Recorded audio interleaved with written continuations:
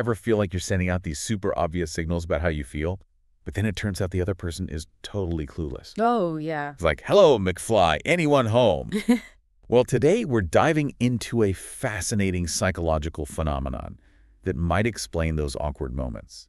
It's called signal amplification bias. Signal amplification bias. It's the tendency we have to overestimate how much others understand our inner world. All those thoughts, feelings, even intentions. So it's kind of like we think we're broadcasting our emotions on a giant billboard, but really it's more like a tiny handwritten note that no one even notices. Exactly. We think we're blasting out a signal, but really we're barely whispering. Okay, so picture this. You're on a first date, trying to be all flirty and charming, dropping hints left and right, but the other person is just oblivious. That's a classic example of signal amplification bias in action. Or imagine this. You're putting in the extra hours at work, convinced your boss sees your dedication, and that promotion is just around the corner. But they haven't even noticed, right? Right. They're completely oblivious to all your hard work. It's like you're speaking different languages. So why do we do this? Why do we think our inner world is on full display when it's clearly not? Well, researchers have identified a couple of key culprits. One is called the transparency illusion. It's this idea that we're so focused on our own feelings that we assume they must be obvious to everyone else. So it's like, I'm feeling this so intensely, how could you not be picking up on it? Precisely. And there's also the curse of knowledge that we tend to fall into. Oh, I've heard of that one. That's when we assume everyone else knows what we know. Exactly. We forget that others might not have the same knowledge base or experience as us, so we overestimate how much they understand. It's like when you try to explain a complex concept to someone who's never heard of it before, and you're like, wait, you don't know what a blockchain is? Yeah, it can be frustrating. But doesn't this also tie into the egocentrism bias? You know, that whole the world revolves around me thing. Absolutely. We often overestimate how much attention others are paying to us. Like, we think everyone's watching our show, but they might be busy with their own production, right? Exactly. They have their own thoughts, worries, and distractions. Okay, so now I'm picturing someone up on stage, giving a presentation, sweating under the spotlight, convinced their nerves are broadcasting to the entire audience. But get this. The research suggests that the audience usually perceives the speaker as much calmer than they feel.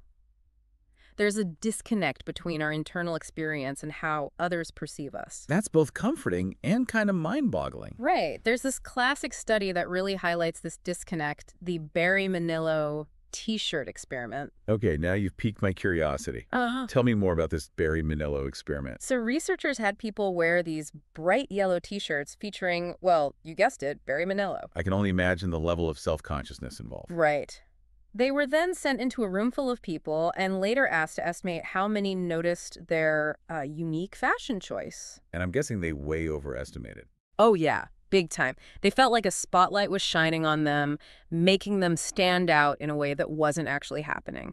It's a perfect example of how powerful signal amplification bias can be.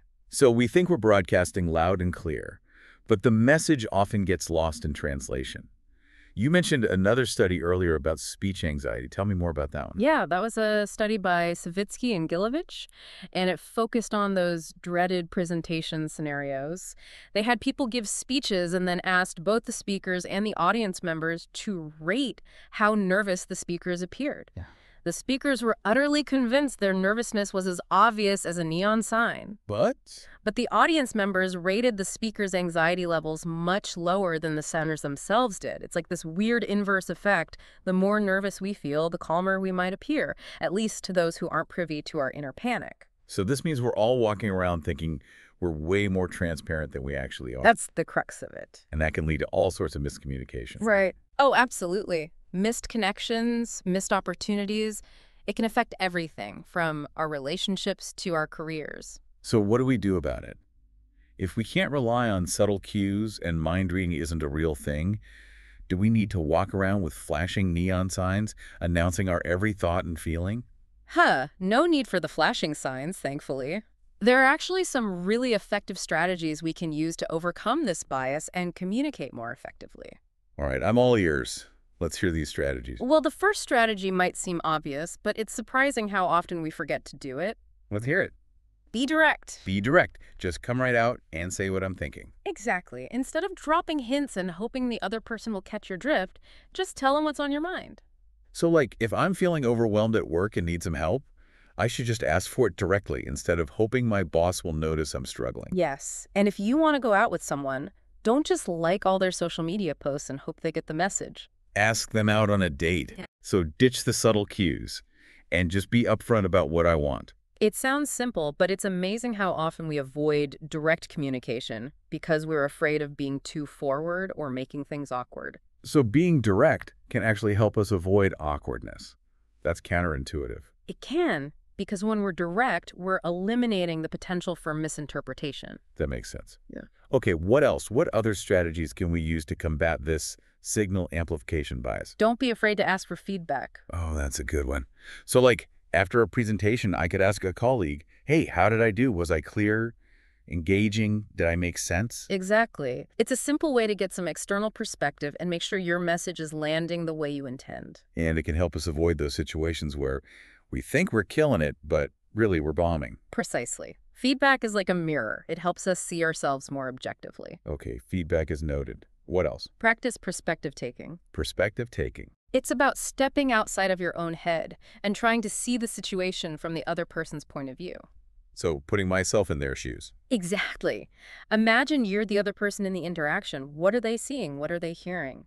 What might they be thinking or feeling? That's a good way to check myself before I wreck myself, so to speak. Yeah. It can help me avoid making assumptions about what the other person knows or understands. Exacto. Okay, what's next? This one's important. Focus on clarity, not assumption. Okay, break that down for me. It means using I statements to express your thoughts and feelings directly. Ah, so instead of saying something like, you always interrupt me, Oh, I could say, I feel frustrated when I'm interrupted. perfect.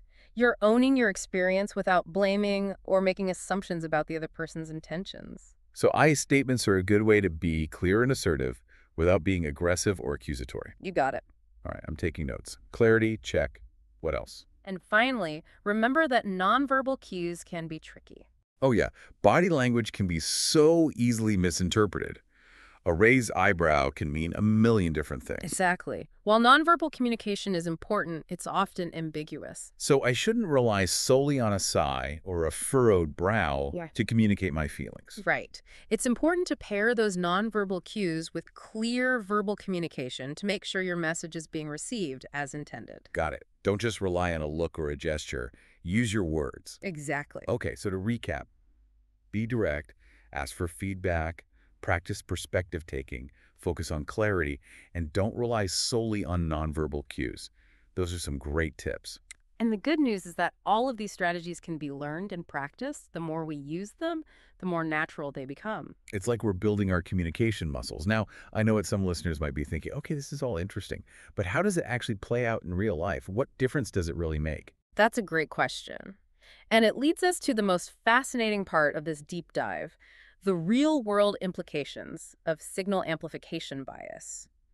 It affects everything from our romantic relationships to our workplace interactions to our social lives. Okay, spill the tea. Tell us how this bias shows up in different areas of our lives. Well, let's start with relationships. Have you ever heard of the love signal gap?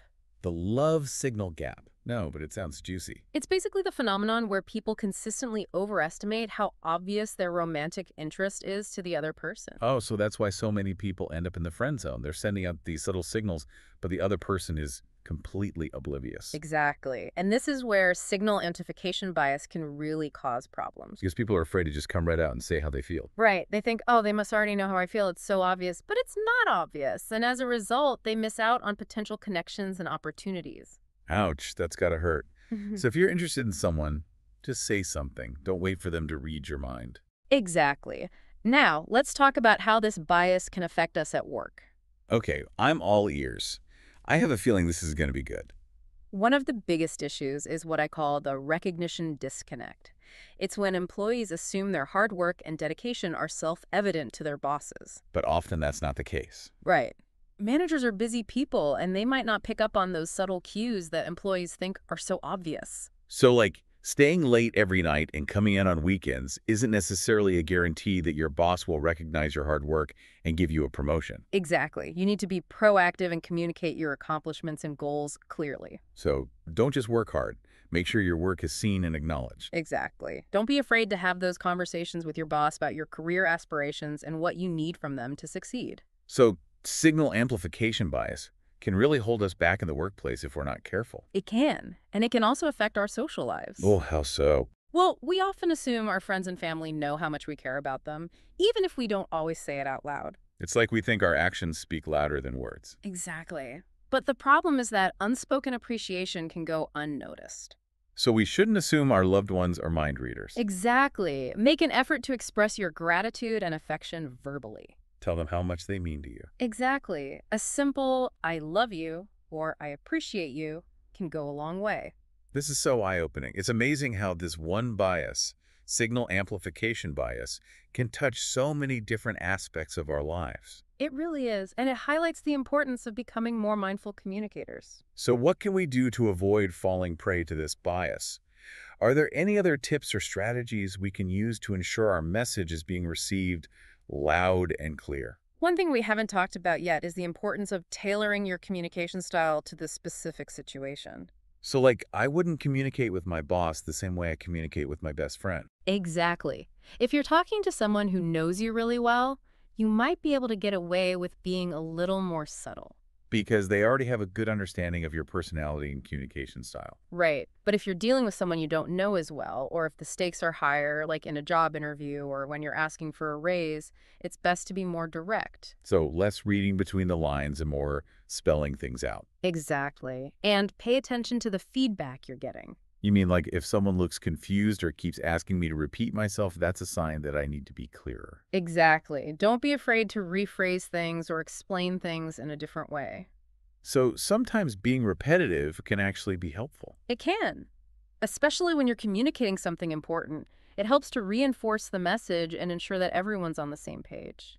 Okay, repetition noted. What else? Practice active listening. It's not just about hearing the words, it's about really paying attention to what the other person is saying, both verbally and non-verbally. So like putting down my phone, making eye contact, and really focusing on what they're trying to tell me. Exactly, and asking clarifying questions to make sure you understand their perspective. Active listening, got it. Man, this deep dive has been so insightful. It's really made me realize how much I've been relying on subtle cues and unspoken assumptions. We all do it. It's part of human nature. But the good news is that we can learn to be more aware of this bias and take steps to communicate more effectively. And avoid all those awkward misunderstandings. Exactly. Yeah. I think we've covered a lot of ground today. Any final thoughts before we wrap things up? Just a reminder that becoming a more mindful communicator is an ongoing journey. It takes practice and effort, but the rewards are well worth it. Stronger relationships, clearer communication, less awkwardness. Exactly. Well, that's all the time we have for today's deep dive into signal amplification bias. Thanks for joining us. Thanks for having me. And remember, keep those communication channels open and keep diving deep.